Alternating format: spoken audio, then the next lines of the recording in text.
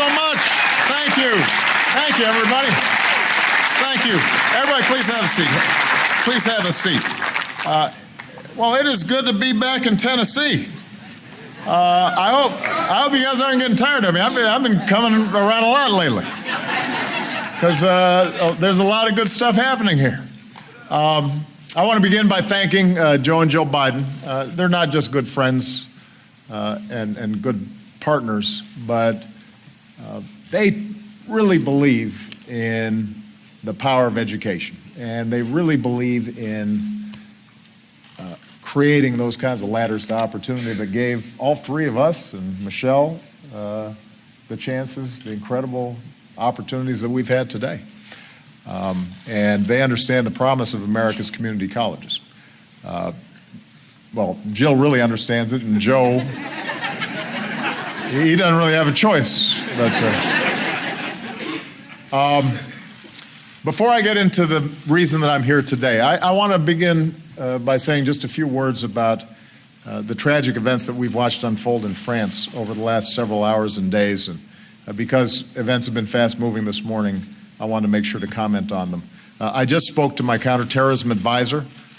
We have been in close touch with the French government throughout this tragedy. The moment that the outrageous attack took place, we directed all of our law enforcement and counterintelligence operations to provide whatever support that our ally needs in confronting this challenge. We're hopeful that the immediate threat is now resolved, thanks to the courage and professionalism of the French personnel on the ground. But the French government continues to face the threat of terrorism and has to remain vigilant. The situation is fluid. President Hollande's made it clear that they're going to do whatever is necessary to protect their people. And I think it's important for us to understand. France is our oldest ally. I want the people of France to know that the United States stands with you today, stands with you tomorrow. Our thoughts and prayers are with the families who've been directly impacted. We grieve with you. We fight alongside you to uphold our values, the values that we share, universal values that bind us together as friends and as allies. And in the streets of Paris, the world's seen once again what terrorists stand for. They have nothing to offer but hatred and human suffering. And we stand for freedom and hope and the dignity of all human beings. And that's what the city of Paris represents to the world. And that spirit will endure forever, long after the scourge of terrorism is banished from this world. So,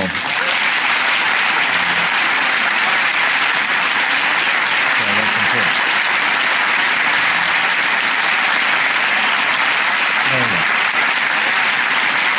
Now, I'm in Knoxville not only because I just like Knoxville, but I'm here today because one of my resolutions is to make sure that folks across this great country feel like they are coming back.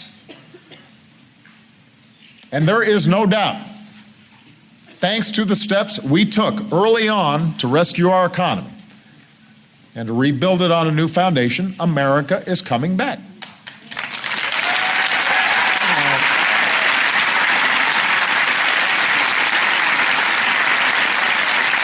Now, I'm not running for office anymore. So let me just present the facts. I promised that 2014 would be a breakthrough year for America. This morning, we got more evidence to back that up. In December, our businesses created 240,000 new jobs. Our unemployment rate fell to 5.6%, which is the lowest in 6.5 years. What that means is 2014 was the strongest year for job growth since the 1990s. Unemployment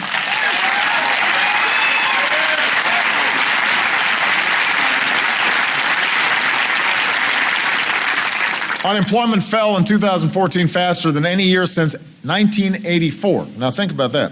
It's been 30 years since unemployment fell as fast as it did last year.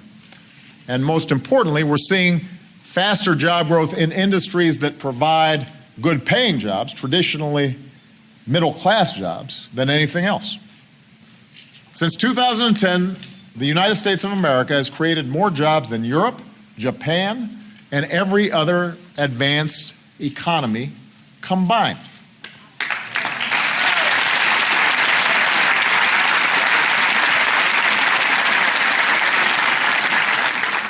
American manufacturing is in its best stretch of job growth since the 1990s. We're actually seeing companies insourcing instead of outsourcing.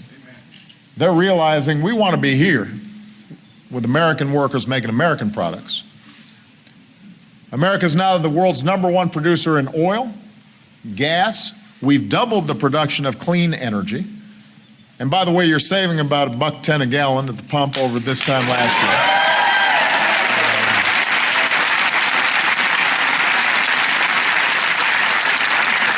Although I keep on reminding folks, gas prices, they go up and they come down and then they go up. So I just want everybody to know that you should enjoy this. Take the money you're saving, pay off the credit card or go get a new appliance or buy a fuel-efficient car so that when prices go back up, you're still well positioned. Thanks to the Affordable Care Act, about 10 million Americans have gained health insurance over the past year.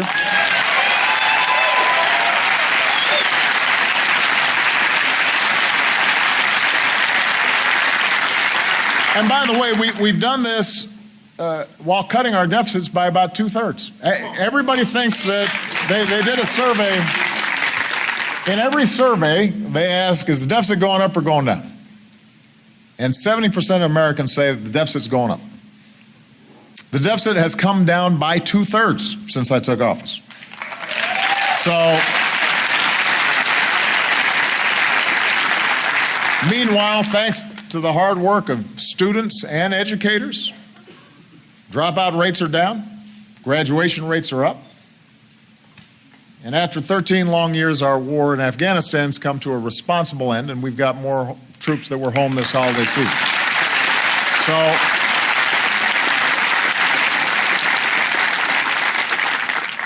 I say all this because, these 6 years have demanded a lot of hard work and a lot of sacrifice on everybody's part. And as a country, we've got every right to be proud of what we've got to show for it. America's resurgence is real. And now that we've seen calmer waters economically, if we all do our part, if we all pitch in, then we can start making sure that all boats are actually lifted again, and wages and incomes start rising again. And we can make sure that the middle class is the engine that powers America's prosperity, just as it always has. So that's going to be the focus of my State of the Union address in a couple weeks. I want to give you a little preview. Don't tell anybody I said this. I'm giving you the inside scoop. That's going to be the essence of my message. How do we build on the progress that we've made? And I figured, why wait for the State of the Union? Why stand on formalities? Let's get the ball rolling right now. 2 days ago, I visited Michigan, where workers have brought the auto industry roaring back, and we talked about what else we can do around advanced manufacturing. Yesterday, I was in Arizona, where I announced new actions to make the dream of home ownership a reality for more middle-class families. Later today, Joe and I are going to head to a company in Clinton to take action that will develop high-tech industry even further here in Tennessee.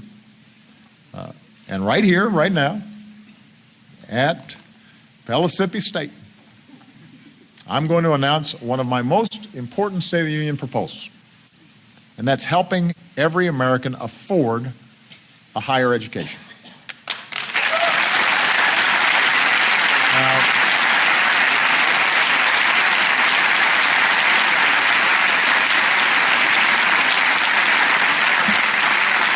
Part of the reason I wanted to come here was because Tennessee is at the forefront of doing some really smart stuff, and we've got some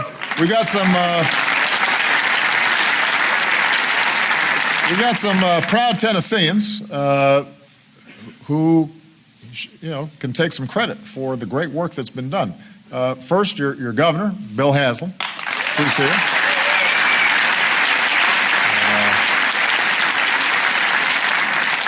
your two very fine senators. You got Bob Corker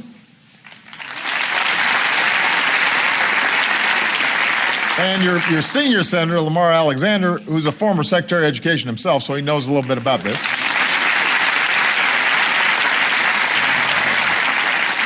We got Congressman John Duncan.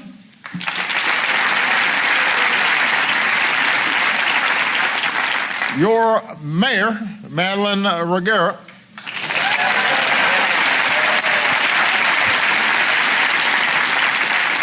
And we've got Pellissippi's president, Anthony Wise.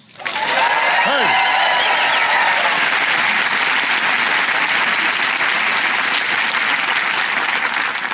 And we've got all of you. Now, Joe already and Jill both already touched on these themes, but let me just amplify them a little bit. Here in America, we don't guarantee equal outcomes. Some folks work harder, some folks don't. Some folks take advantage of opportunities, some folks don't. Some people have good luck, some people have bad luck, and things don't always work out where everything's perfectly equal. But we do expect that everybody gets an equal shot. We do expect everybody can go as far as their dreams and hard work will take them. We don't expect anybody to be bound by the circumstances of their birth. If they were, I wouldn't be here, and neither would Jill. Jill, she's so accomplished, she would have succeeded no matter what.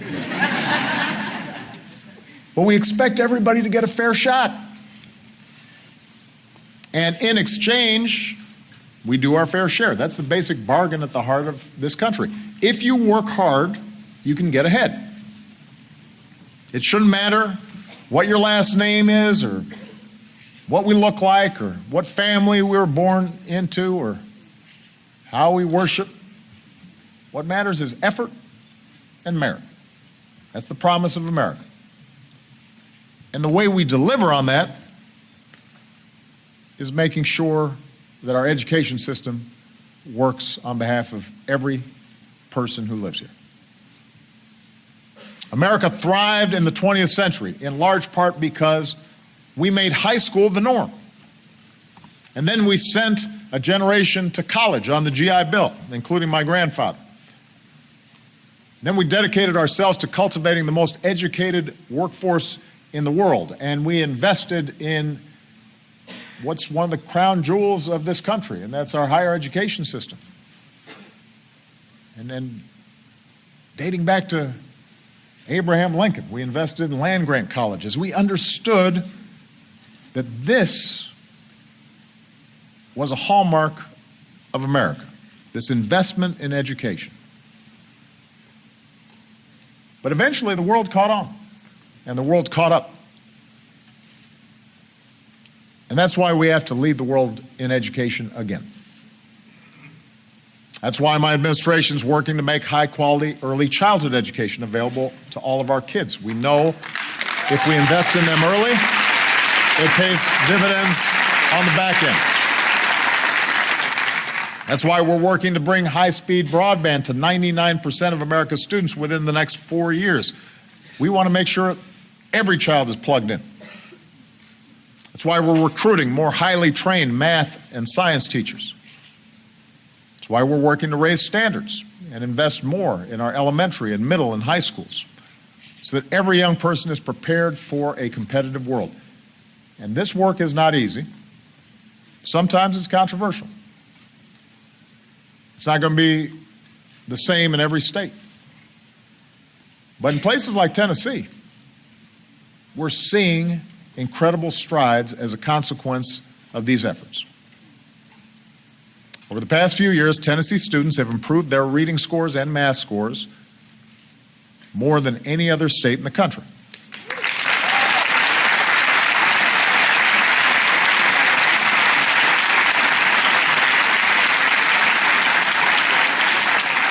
That's a credit to their hard work, their teachers' hard work, Governor Haslam's hard work, leaders from both parties. It's been a bipartisan effort. Every Tennessean should be proud of that. And today, in a 21st century economy where your most valuable asset is your knowledge, the single most important way to get ahead is not just to get a high school education. You've got to get some higher education. That's why all of you are here. Now, the value of an education is not purely instrumental. Education helps us be better people. It helps us be better citizens. You came to college to learn about the world and to engage with new ideas and to discover the things you're passionate about. And maybe have a little fun. And expand your horizons. That's terrific. That's a huge part of what college has to offer.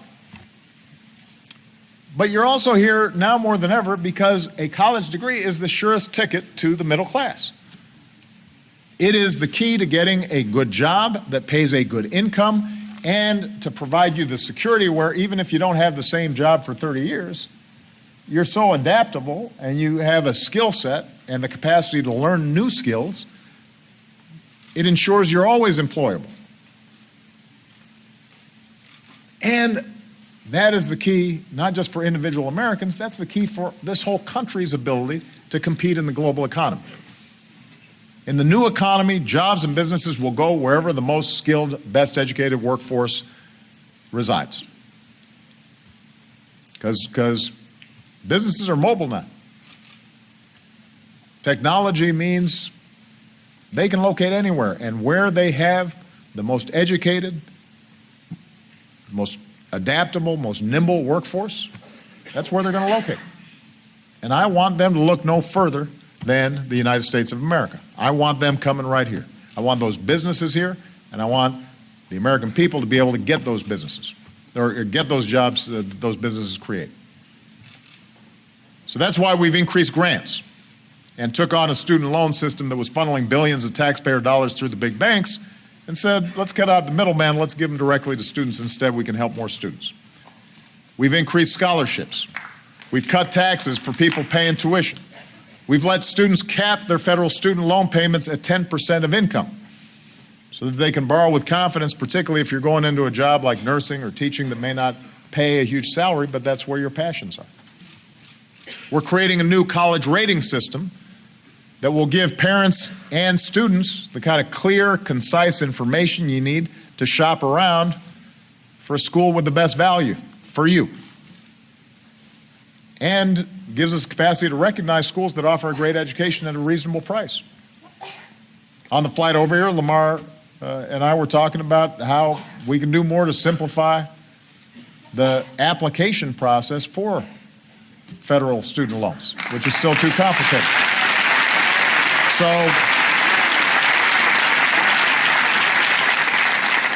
So we've done a lot of good work over the last 6 years. We're going to keep at it. But today, I want to focus on a centerpiece of my education agenda, and that's the community colleges, like this one. For millions of Americans, community colleges are essential pathways to the middle class because they're local, they're flexible, they work for people who work full-time, they work for parents who have to raise kids full-time, they work for folks who've gone as far as their skills will take them and want to earn new ones, but don't have the capacity to just suddenly go study for 4 years and not work. Community colleges work for veterans transitioning back into civilian life. Whether you're the first in your family to go to college or coming back to school after many years away, community colleges find a place for you. And you can get a great education. Now, Jill's been teaching English at community colleges for 20 years. She started when she was like 15. And she's still full-time today. And she sees, I talk to her and she talks about her students. And she can see the excitement and the promise. And sometimes the fear of being a 32-year-old mom who's going back to school and never finished the degree that she had started, and life got in the way, and now she's coming back and suddenly getting a whole new skill set and seeing a whole range of career options opening up to her. It's exciting. And that's what community colleges are all about. The idea that no one with drive and discipline should be left out, should be locked out of opportunity. And certainly that nobody with that drive and discipline should be denied a college education just because they don't have the money. Every American, whether they're young or just young at heart, should be able to earn the skills and education necessary to compete and win in the 21st century economy. So, today, I'm announcing an ambitious new plan to bring down the cost of community college tuition in America. I want to bring it down to zero.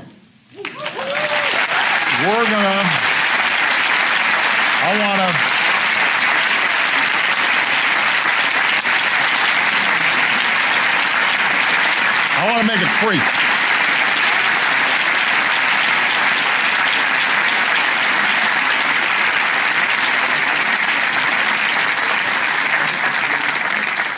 I want to make it free.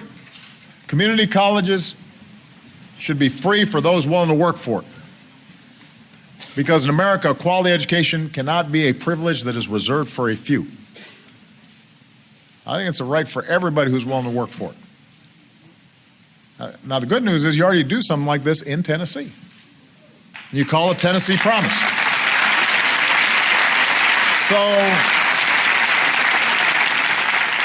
So you call it Tennessee Promise, and we thought, why not just build on what works? So we're going to call it America's College Promise.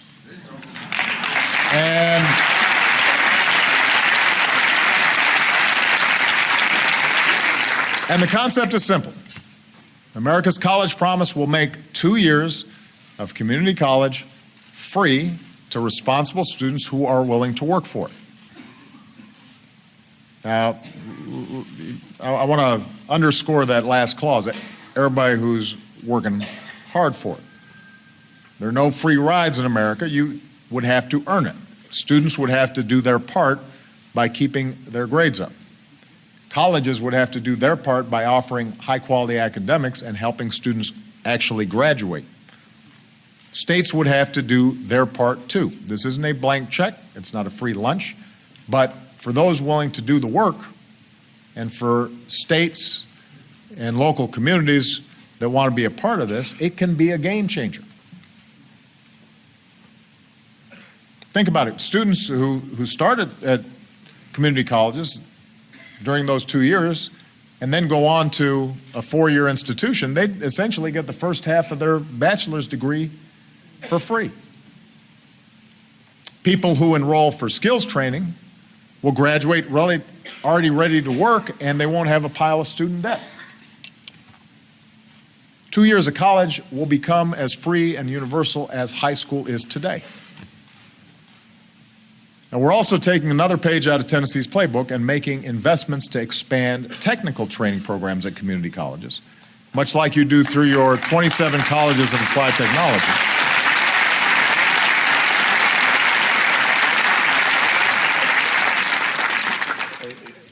You know, Joe did a terrific job running a task force that we put together just to look at the job training and technical training systems all around the country. And at a time when jobs are changing and higher wages call for higher skills, we've got to make sure workers have a chance to get those skills. We want young people to graduate with real-world training that leads directly to good jobs. And we want older workers to get retrained so they can compete. And we want more women and minorities to get jobs in fields that traditionally they've been left out of, like science and technology and engineering and math. And we want to connect community colleges with employers. Because when that's done right, these partnerships pay off for everybody. Students learn on the job. Employers get access to talent. Colleges get help designing courses that actually prepare people for the workplace. All of which creates better pathways to today's middle class. So we're going to find the programs that work, and we're going to help them grow. Now, in a few weeks, I'm going to send to Congress my plan for free community college. I hope that Congress will come together to support it, because opening the doors of higher education shouldn't be a Democratic issue or a Republican issue. This is an American issue. Governor Haslam is a Republican.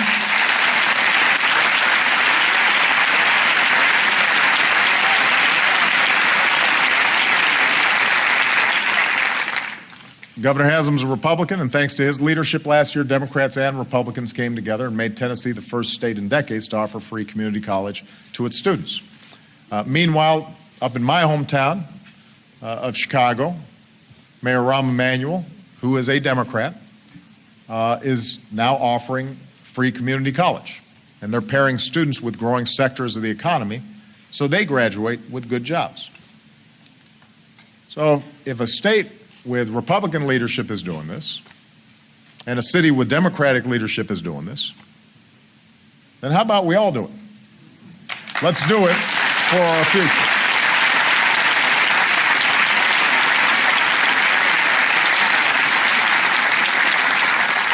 And as I said before, there are a bunch of good bipartisan ideas out there. A few days ago, Senator Alexander joined forces with Democratic Senator Michael Bennet to introduce the legislation that would make financial aid forms simpler. I noticed a lot of people applauded because it's been a while since I filled it out, but I understand there's more than 100 questions on it. It just shouldn't be that hard to apply for aid for college. And so I've committed to working with Senator Alexander. Let's shrink it down. Let's make life a little easier for millions of families. The point is, we're not going to agree on everything. But simplifying that form, that's something we should be able to agree on. Let's get that done this year.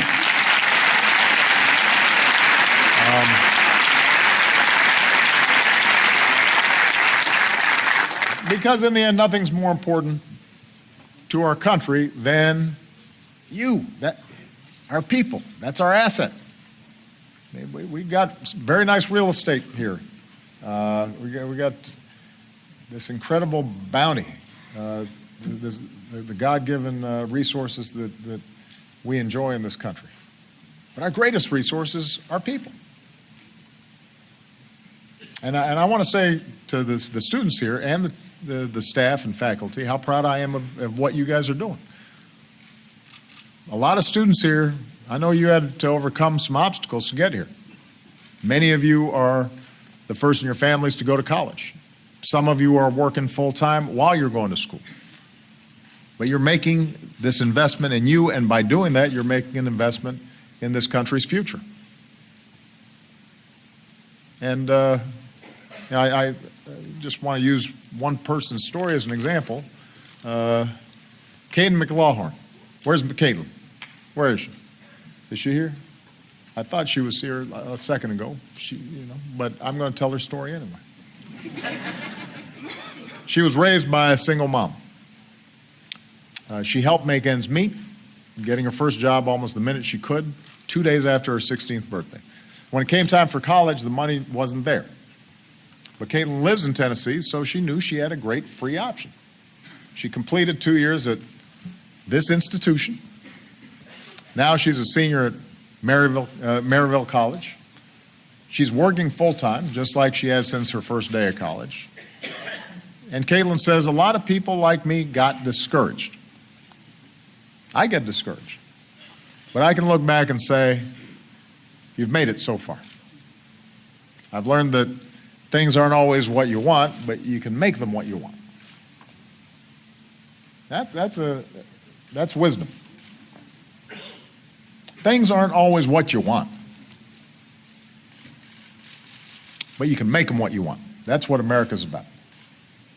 We can make of our lives what we will. And there are going to be bumps, and there are going to be challenges, and we've come through some very hard times. Things aren't always what we wanted, but we have overcome discouragement, and we have overcome division and sometimes some discord, and we don't give up. We get up, we fight back, we come back stronger than before. Thanks to the hard work of the American people, the United States of America is coming back. And I've never been as confident as in my entire life that we're going to make of our future, what we want of it. Thanks to you. Appreciate it.